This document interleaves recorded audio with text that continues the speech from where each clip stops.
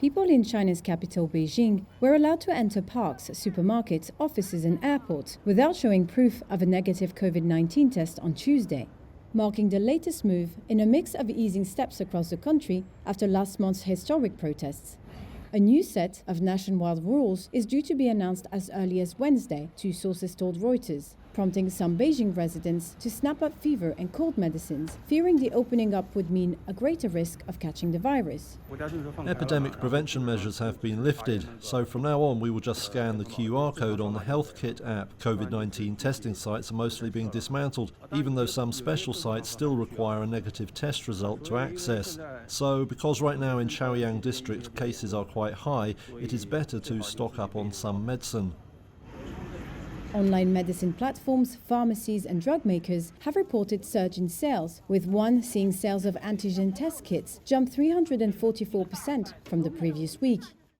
Both of the city's airports also no longer require people to test to enter the terminal, state media reported on Tuesday. Though there was no indication of changes to rules requiring passengers to show negative tests prior to boarding. And the study on Tuesday by consultancy Oliver Wyman showed more than half of Chinese saying they will put off travel abroad even if borders reopen tomorrow. I think most people are still in a wait-and-see attitude. Now, the epidemic policy has indeed been eased, but I'm afraid it'll be tightened again one day.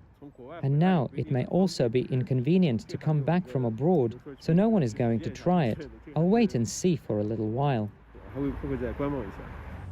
The prospect of further relaxation of the rules has sparked optimism among investors that the world's second biggest economy would regather strength and help to boost global growth.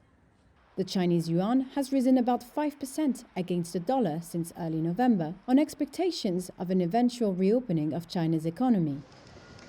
But in Shanghai, some people remain wary of catching the virus, and there is concern about the strain the loosening could put on China's fragile health system. I think it's really good news for Shanghai because requirements for nucleic acid tests within 24 or 48 hours are not so tight now to enter some public spaces. But what worries me is that the whole country is basically easing COVID-19 curbs now. What if the virus has more mutations later that may have some effects on the human body? I think as for policy, it can be eased gradually and slowly. Don't open up all at once. Analysts now predict China may reopen the economy and drop border controls sooner than expected next year, with some seeing it fully open in spring.